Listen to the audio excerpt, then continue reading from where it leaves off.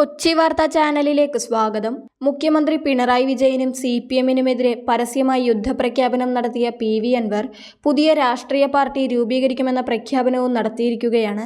പുതുതായി രൂപീകരിക്കുന്ന പാർട്ടിയിൽ യുവാക്കളടക്കമുള്ള പുതിയ ടീം വരുമെന്നും അതോടൊപ്പം സംസ്ഥാനത്തെ എല്ലാ പഞ്ചായത്തുകളിലും പാർട്ടിക്ക് സ്ഥാനാർത്ഥികൾ ഉണ്ടാകുമെന്നും മതേതരത്തിലൂന്നി ദളിത് പിന്നോക്കക്കാരെയും കൂട്ടിച്ചേർത്തായിരിക്കും പുതിയ പാർട്ടിയെന്നും അൻവർ കൂട്ടിച്ചേർത്തു. എന്നാൽ ഇത് മുഖ്യമന്ത്രിക്കും CPM-നും വലിയ രീതിയിലുള്ള തിരിച്ചടിയായേക്കാം. അതോടൊപ്പം CPM-ൽ നിന്ന് തന്നെ അൻവറിന് പിന്തുണയുള്ളതായി വിലയിരുത്തലുകളും എത്തുന്ന പശ്ചാത്തലത്തിൽ വരാനിരിക്കുന്ന ഉപതിരഞ്ഞെടുപ്പുകളെ അത് ബാധിച്ചേക്കാമെന്ന കണക്കുകൂട്ടലുമുണ്ട്. ഇടത് സ്വതന്ത്രരും അൻവറിനൊപ്പം കൂടിയാൽ CPM-ന് മുന്നിൽ ചോദ്യചിഹ്നമായിരിക്കും. അതോടൊപ്പം വരാനിരിക്കുന്ന ഉപതിരഞ്ഞെടുപ്പുകളിൽ അൻവർ പക്ഷം ആർക്കൊപ്പമെന്നും ഇനി കണ്ടറിയേണ്ടതാണ്. UDF പരസ്യമായി അൻവറിന് പിന്തുണ പ്രഖ്യാപിച്ചിട്ടില്ലെങ്കിലും രഹസ്യമായി പല നേതാക്കളും അൻവറിനെ പിന്തുണയ്ക്കുന്നുണ്ട്.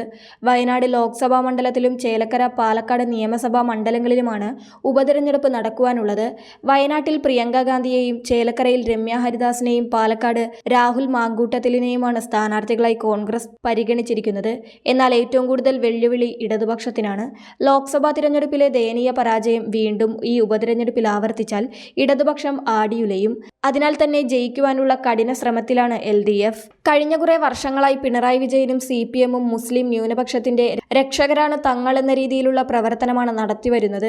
സംഘപരിവാർ പിന്തുണയുള്ള BJP സർക്കാരിൽ നിന്നും കോൺഗ്രസിനല്ല തങ്ങൾക്കാണ് ന്യൂനപക്ഷ സംരക്ഷകരാകുവാൻ കഴിയുക എന്ന രീതിയിലുള്ള പ്രചാരണമാണ് CPM നടത്തിവരുന്നത്. കോൺഗ്രസ് നേതാക്കൾ തുടർച്ചയായി BJP-യിലേക്ക് ചേക്കേറുന്നതും CPM പ്രചാരണായുധമാക്കിയിരുന്നു.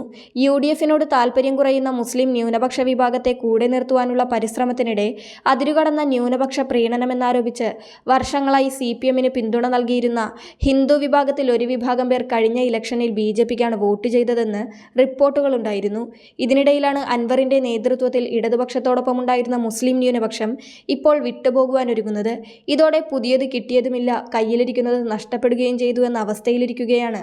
അതിനാൽ തന്നെ സുശക്തരായ സ്ഥാനാർത്ഥികളെ തന്നെ വരുന്ന ഉപതിരഞ്ഞെടുപ്പുകളിൽ പരിഗണിക്കുകയാണ് LDF-ന്റെ ലക്ഷ്യം. എന്നാൽ അൻവറിന്റെ ഈ വെളിപ്പെടുത്തലുകളും പുതിയ പാർട്ടിയും LDF-ന് മേൽ കരിനിഴൽ വീഴ്ത്തുമോ എന്നറിയുവാനാണ് രാഷ്ട്രീയ കേരളം കാത്തിരിക്കുന്നത്.